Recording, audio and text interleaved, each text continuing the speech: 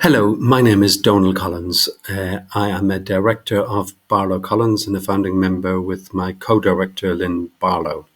This is a recording of a presentation I gave on the 2nd of October when we formally opened our company, and we presented to about 20 people, including the local Gosport MP, Mrs. Caroline Dinage.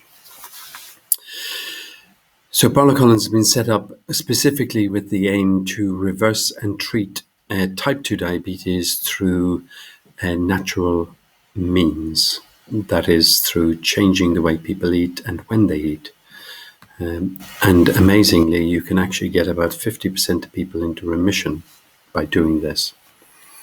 Over my career, I've learned a lot from failing, and I developed a reputation about this and was recently asked to present at the Bristol STP on this with a hero of mine, Professor Al Mully from the Dartmouth Institute in Boston.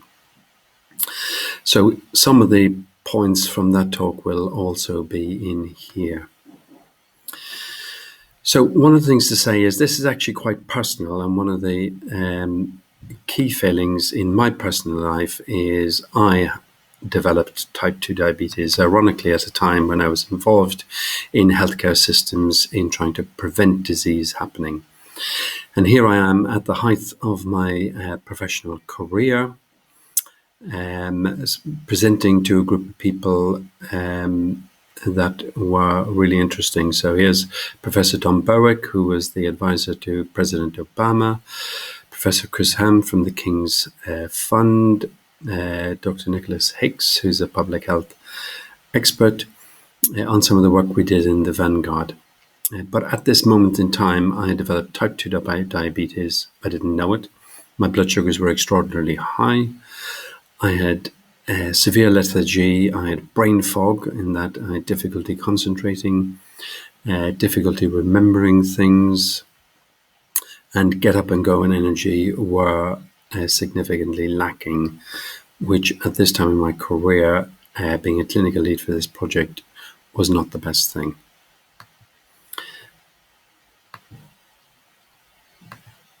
And then around the same time, this patient of mine taught me a lot.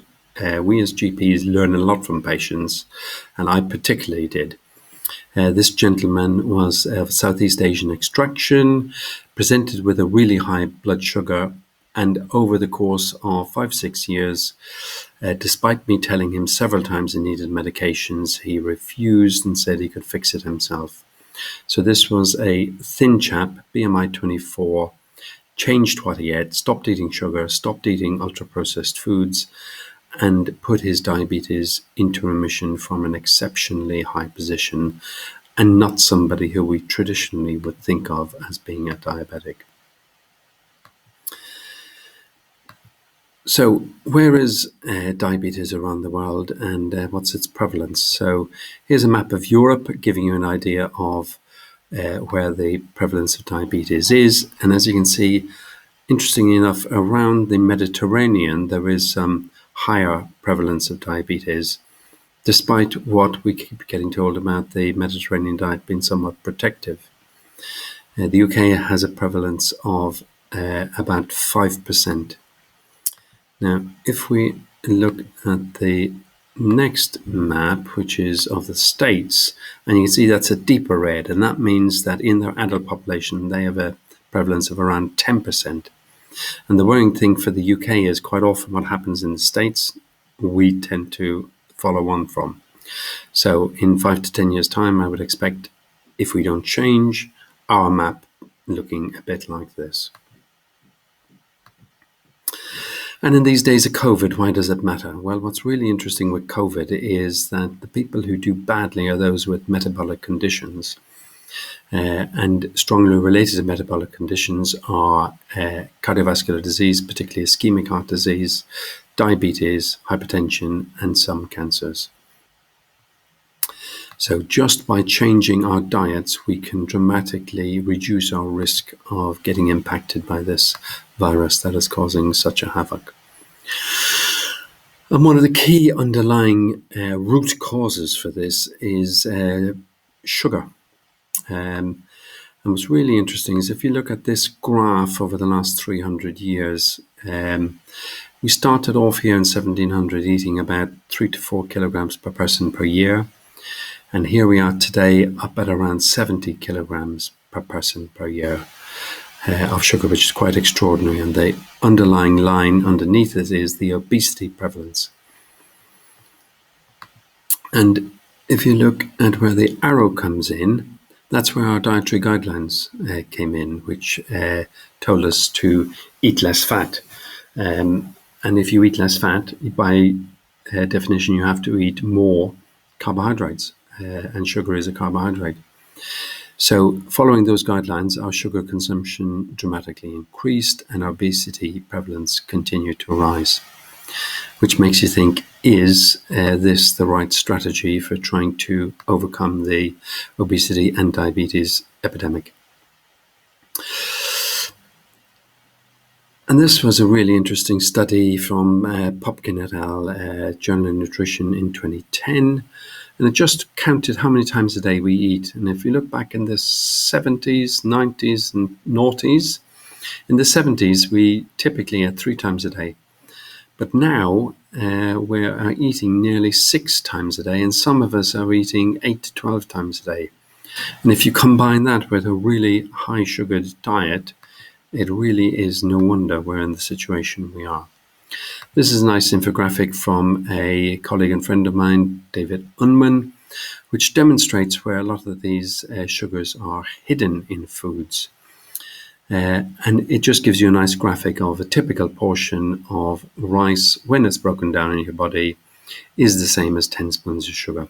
Equally, all cereals in the morning are laden with hidden sugars before you add that sugar on top of it.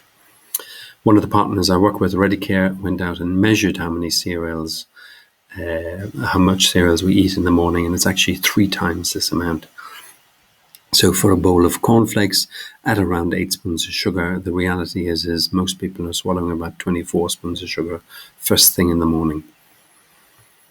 And David then cleverly just shows what happens with insulin. Insulin tends to grab sugars when you absorb them, pushes it into fat cells, particularly in our liver and around our pancreas, and that creates insulin resistance. So one of the ways of reversing type 2 diabetes is eat less of the sugar. The insulin won't push it into your fat or pancreas.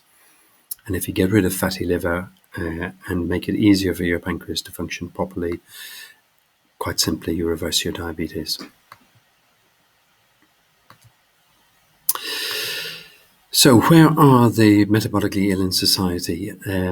So this is a slide I got from a colleague, Dr. Robert Lustig, who looks at where metabolic disease is, and it isn't necessarily where we think it is. So in the large blue circle, that's people of normal weight. In the orange circle, it's people who are obese. And you can see metabolic disease spans across both sides. So interestingly, 40% of people with a normal weight have metabolic syndrome or dysfunction. So focusing solely on the weight is probably not the right thing. We need to be focusing on, are we metabolically healthy or not?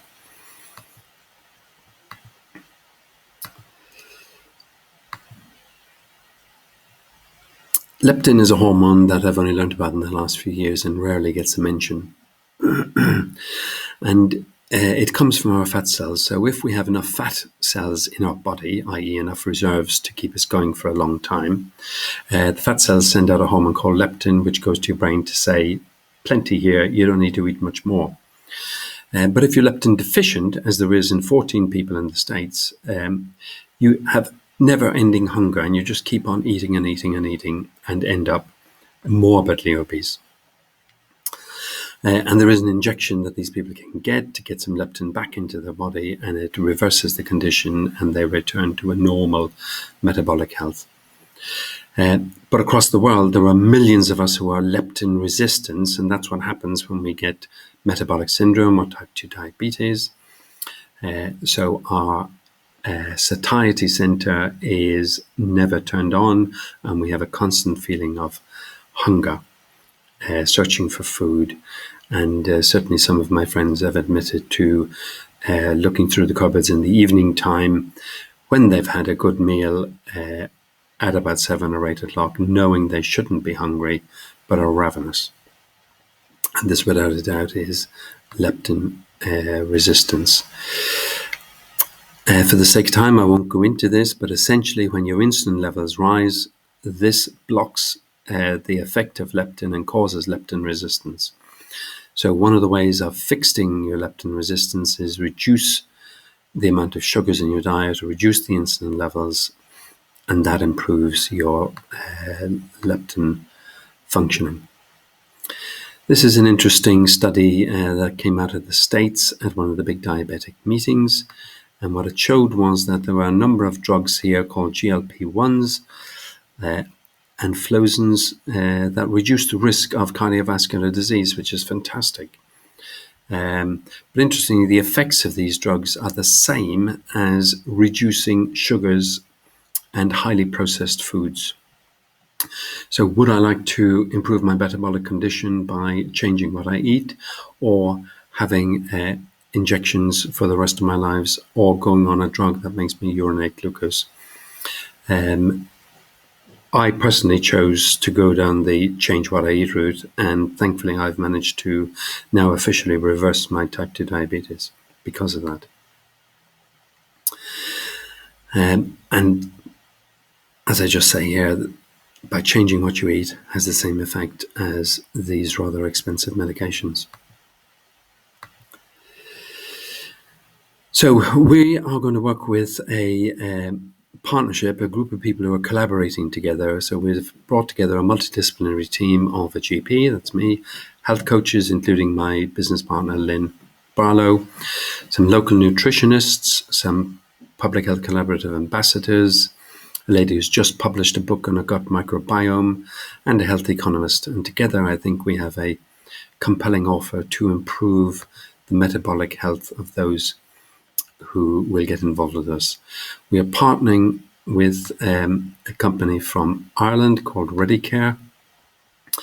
And this is an online platform that gives education modules to those to understand why they have metabolic ill health, what they can do about it, and how they can reverse it. And you can see from these numbers, people with type 2 diabetes significantly reduce their blood sugars only after a very short intervention of about 8 weeks. ReadyCare have recently had a paper published with the American Heart Association and received a academic prize for this. So this, combined with the health coaches and working in an integrated way using population health management techniques, I believe can have a dramatic impact on our society and on the costs in dealing with type 2 diabetes and metabolic health. And this is an example of what you can see. So these are the various modules that come on here, and they'll talk to people about macronutrients, about treating diabetes, and you can see that the videos themselves are fairly short and easy to maintain a concentration span. And the outcomes, as I mentioned earlier, are pretty dramatic, just by changing what you eat and when you eat.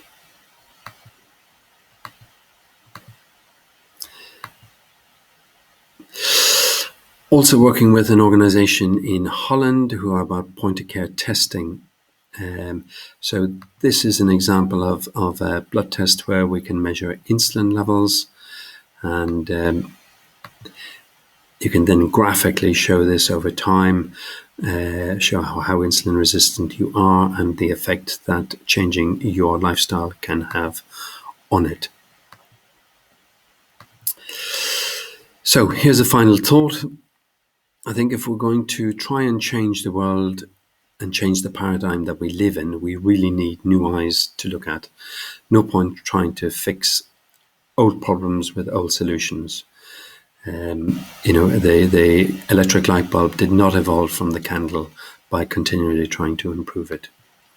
So thank you very much, and I really look forward to showing you what we can do over the coming years. Take care.